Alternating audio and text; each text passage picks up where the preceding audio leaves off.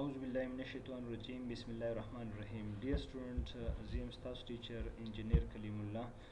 Director, Bright Future Institute, Hazir Yama, the lecture number 10 سره او lecture number 10 دغه دویم element ته second number element دغه second lecture چې دی هغه مونږ نن دغه سره حاضر یو په هغې کې اولنی element اولنی lecture کې دا کم نمبر lecture number 9 چې وو په هغې کې د element 2 part 1 مونږ ویلی و چې د health and safety منیجمنٹ سیسټم دغه کی ایلیمنټس کم دي نو په هغې باندې موږ تفصیلي خبر کړي وو په هغې کې موږ پی ډي سی اے یو سایکل ویلو چې اول به کار تو پلان کې بیا به ډو کې بیا به چیک کې بیا به ایکټ کې چې هر دا کار کوي نه کوي دا به ټایم بای ټایم د هغې ریویو اخلي د هغې ایوالویشن به کوي نو دې سیسټم ته پی ډي سی اے سایکل ویلی کېږي موږ په دې پریویس لیکچر کې په دې باندې خبره کړې وه په لیکچر نمبر 9 کې بیا موږ د هغې دپاره کوم سیفټي منیجمنټ سیسټم دی نو د هغه موږ ویلو چې هغه په 6 ایلیمنټس باندې ډیپینډ کوي هغه د اولنی دی پالیسي organizing implementing and planning and implementing دی evaluation دی action for improvement دی او د هغې audit کول دي بیا موږ one by one چې دی د یو ایلیمنټ په تفصیل سره ویلو چې پالیسی clear statement of commitment to health and safety د هغې ته clear statement ته پالیسی ویل کېږي دا ډاکومنټس دی چې کوم کې د یو کمپنۍ حوالې سره کلیر کټ پالیسی کلیر کټ د هغې چې کوم سټیټمنټ دی هغه پکې وضع شوي ارګنایزینګ دا کم ریسپانسیبلیټیز د چا څه رول دی په ارګنایزیشن غټ دی د هغې کې به ډېر زیات خلک کار کوي هغې کې ریسپانسیبلیټیز سیوا کېږي یو ارګنایزیشن وړوکی دی په هغې کې ریسپانسیبلیټیز کمي په هغې کې د هر یو فرد څه ریسپانسیبلیټیز دي په کم ځای کې به کم سړی څنګه کار کوي نو دې ته ارګنایزینګ ویلې کېږي بیا په هغې کې مونږ پلانینګ اینډ امپلیمنټینګ ویلو چې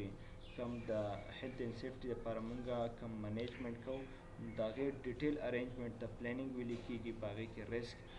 د هغې ریسک اسسمنټ کول دي چې هره مونږ به هیزرډس خطره به اول فایند آوټ کوو په کوم ځای کې خطره ده بیا به د هغې خطرې د مینیمایز کېدو کوشش کوو بیا به د هغې لپاره به ایکټ کوو د هغې کې بیا که څه مسلې راځي نو هغه بیا چیک کوو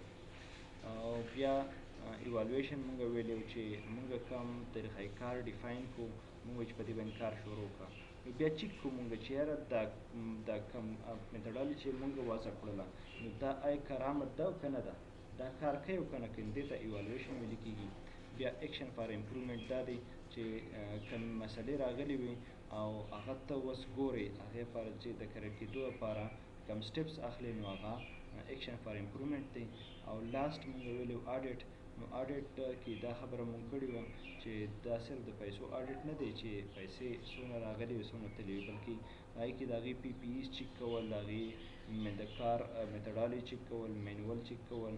کوم پروډکټس دي هغه چیک کول چې د هغې ایکسپایري ډیټ څه دی مینوفیکچرینګ ډیټ څه دی بل دا خبره انشور کول چې دلته کوم ماشین پراته دي نو د دې پراپر مینټینس او ریپیر کېږي که نه کېږي دا ټول خبرې دا راویستل دې ته آډیټ ویلې کېږي او لاست بیا مونږ د هغې کویز ویلی چې هر کم ایلیمنټس دي د هیلث او سیفټي منیجمنټ سیسټم نو هغه پی او پی ای اے اے هغې لپاره ما تاسو دا فارموله ویلي وه چې پالیسي ارګنایزینګ او بیا د بل چې کوم پلانینګ اینډ امپلیمنټینګ دی ایوالویشن دی ایکشن اینډ امپروومنټ دی او په آخره کې آډیټ دی نن مونږ زموږ چې کوم لیکچر دی هغه ایلیمنټ 2.2 دی او دا مونږ موجود دی په سلایډ نمبر 11 باندې او د هغې ټایټل دی پرپس اینډ امپورټنس اف سیټینګ پالیسي فار هیلث اوس د هیلث او سیفټي دپاره چې کوم پالیسي وضع کېږي د هغې به څه کردار وي د هغې به امپورټنس څه وي د هغې به پرپس څه وي مقصد یې څه دی ولې مونږ دا پالیسي جوړوو د هیلث او د سیفټي دپاره مونږ پالیسي ولې ډیفاین کوو ما تاسو ته مخکې دا خبره کړې وه چې د یو ارګنایزیشن د یو کمپني د یو فرم د یو انډسټري پالیسي نه نو هغوی خپل چې کوم د هغوی لاندې خلک دي هغوی ته خپل مقصد نشي ډیلیور کولی فار ایگزامپل یو سکول دی او په هغې کې د هغوی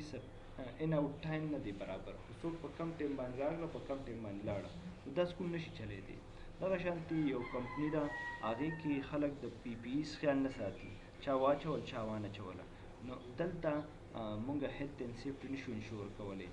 دغلته چې کوم مشینز پراته دي هغه پته نه لګي چې د کم وخت یو څنګه کار کوي او څونه د هغې مینټنس او ریپیر کېږي که نه کېږي، خو بس شیز دی روان دی چې کله ودرېدو یا راوغورځېدو یا څوک مړه کړو د هغې نه بعد به ورسره بیا ګورو. د هغې پر څه پالیسي نشته دی.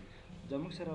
کمپنۍ کې فایر ایکسټینګویشر پراته دي، اوس د هغې د مینوفیکچرینګ ډیټ او د ایکسپایري ډیټ پته نه لګي، خو بس پراته دي، څوک یې نه چک کوي. بس فایر ولګېدو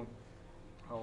په هغې کې چې کوم ګیس پروت دی، کوم کیمیکلز پراته دي هغه ایکسپایر شوي دي، نو بس هسې په اور وله او بس هغه به اور خسې واقعي او اور به مړ کوي نه. نو دا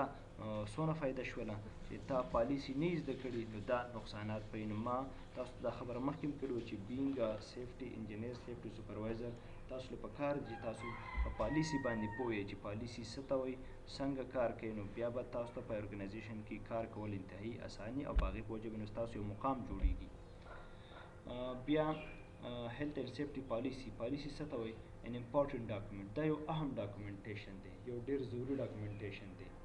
کار یې څه دی؟ د فاونډیشن سټور فار ګډ هیلث اینډ سیفټي منیجمنټ ان ارګنایزیشن. د ارګنایزیشن کې د هیلث او سیفټي منیجمنټ کې یو کلیدي کردار ادا کوي. د هغې دپاره د بنیادي کاڼي کردار ادا کوي. خلک چې څنګه بنیاد کور جوړوي نو اول بنیاد ایږدي، دا هغه بنیادي سټون دی، هغه بنیاد مونږه په دې پالیسي باندې ایږدو. چې پالیسي نه نو ستا سره هیلث اینډ سیفټي په هېڅ قیمت باندې نشي ډیفاین کېدی. هلته هیلث اینډ سیفټي د سره وضع کېدی نشي، هلته هیلث اینډ سیفټي سره امپلیمنټ کېدی نشي. د هغې لپاره فاونډیشن سټون چې کوم دی هغه مونږ ته پالیسي راکوي. بیا څه دی پالیسي؟ سیټس آوټ د ارګنایزیشن ایم. د ارګنایزیشن چې کوم ایم دی نو هغه په دې باندې سیټ کېدی شي، هغه مونږ په دې باندې وضع کولی شو، دې نه مونږ ډیفاین کولی شو. دریم نمبر identify who is responsible for achieving these aims. بل ما تاسو ته وختي دا خبره وکړله چې ګوره د یو ارګنایزیشن کې چې کله ایمز اچیو کېږي نو په هغې کې مختلف خلک لګیایي، ریسپانسیبلیټیز خپل پوره کوي، نو هغې نه بعد هغه ارګنایزیشن چې کوم مین ایم دی هغه اچیو کېدی شي. فار ایگزامپل یو انډسټري ده او هغوی فار ایگزامپل فریجونه جوړوي، الکتریسټي کمپني ده هغوی فریجونه جوړوي، نو په دې کې به لیبر هم دي، په دې کې کیمیکل انجینیرز هم دي، میکینیکل انجینیرز هم دي، په دې کې انډسټریل انجینیر هم دی لګیا دي کار پکې کوي، دې کې مختلف خلک دي لګیا دي کار کوي. نو هغه خلک په خپل ځای باندې هر یو کس یو رول ادا کوي او چې ټول کله کمباین شي نو هغه یو پروډکټ میلاو شي خلکو ته، او هغه په فریج په شکل کې چې هغه خلکو ته سهولت ورکوي چې په هغې کې اوبه یخې کړي، په هغې کې پروډکټس چې کوم دی یخ پراته. نو دا یو ایم دی چې یاره د خلکو ته مونږ فریج ورکړو، نو دا فریج جوړېدو کې څونه خلکو کردار ادا کړو، نو کم کس د کم کار دپاره ریسپانسیبل دی، نو مونږ د دې پالیسي په وجه باندې هغه خبرې مونږ ډیفاین کوو، مخ ته راولو. څلورم نمبر سټیټس هاو د ایمز آر ټو بی اچیوډ. دا ایمز چې دي دا څنګه به اچیو کېږي، دا به مونږ څنګه حاصلو، دې خپل ټارګېټس ته به مونږ څنګه رسو، دې دپاره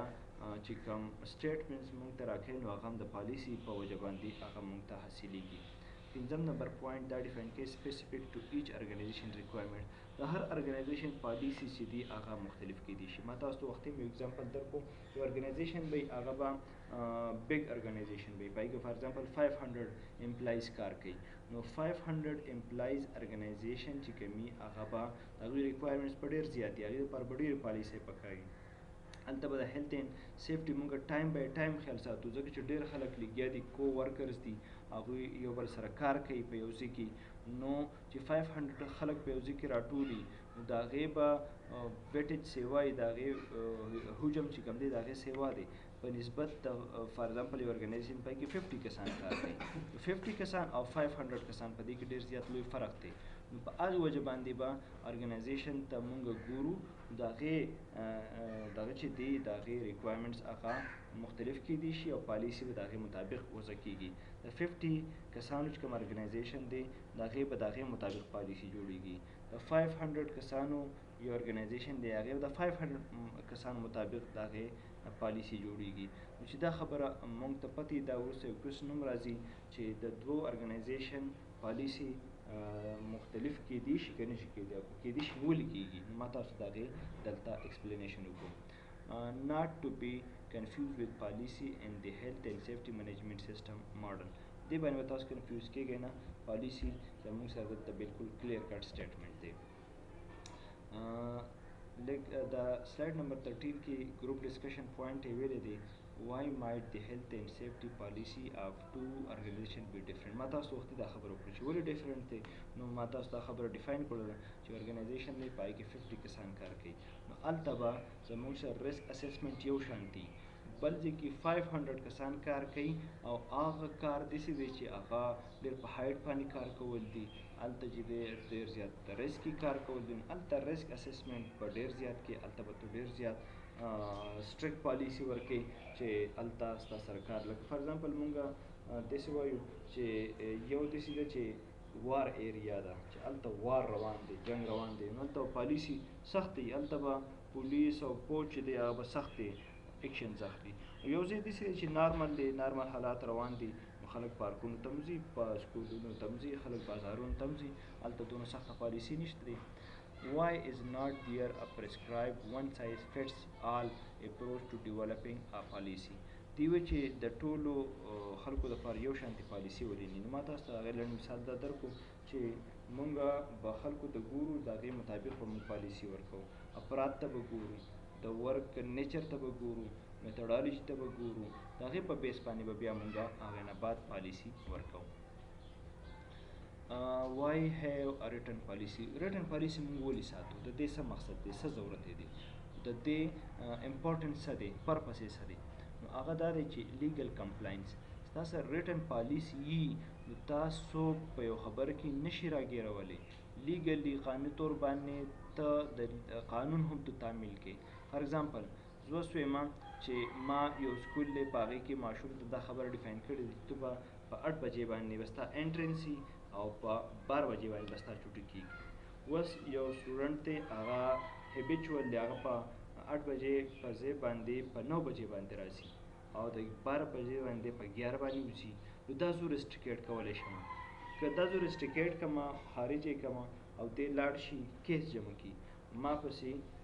نوټس جاری شي زه عدالت ته حاضر شم نو زما سره پالیسي زه به وایم چې دا ما په ریټن کې د سټوډنټ له ورکړي چې ستا انټرنس ټایم به 8 بجې او آوټ ټایم به ستا 12 بجې دې د 8 په ځای په 9 بجې راځي او د 12 په ځای باندې په 11 بجې باندې سکول نه وځي په دې وجه باندې بس ما دا ریسټریکټ کړی دی نو تا د قانون هم څه نشي ویلی ځکه چې ستا او د هغه سټوډنټ مطابق د هغې په منځ کې دا اګریمنټ شوی دی چې یاره دا به زه داسې کوم فار ایگزامپل زه تاسو یو بل اگزامپل درکړم چې کله په دې ادارو کې فار ایگزامپل کانټریکټر دی یو کار اخلي یو روډ جوړوي نو د هغه د دغې ادارې سره د کلاینټ ډپارټمنټ سره د هغه کانټریکټ اګریمنټ ساین کیږي په هغې کانټریکټ اګریمنټ کې دونه دا ټولې خبرې اخیستلی شوي دا د په یو بانډ باندې اخیستلی شوي د هغې لپاره پوره خپل یو فایل یې ډاکومنټیشن یي او هغې ته بیډینګ ډاکومنټس ویلې کیږي نو سټینډرډ بیډینګ ډاکومنټس کې هغه نه دا خبره اخیستلی شوي چې ته به دا کار کې په 3 میاشتو کې یا په هر ایگزامپل په یو کال کې به پوره کړې په دونه اماونټ کې به پوره کړې نو هغه ته دا خبره ډیفاین وي اوس که په دې کې دا دې پورونه کې د اوبلیګیشنز ونه کړو نو دې به د کلاینټ ډپارټمنټ په ده باندې کیس کولی شي په کانټریکټر باندې ځکه چې د هغه سره لیګل کمپلاینس هغه کړی دی هغه به یریږي نه چې یاره اوس که زه په دې کانټریکټر باندې کیس وکړم نو دی به هم عدالت ته ځي نو بیا به دی زما خلاف بیان ورکوي خو هغه تلی په دې نه شي چې هغه لیګلي باونډ کړی دی تا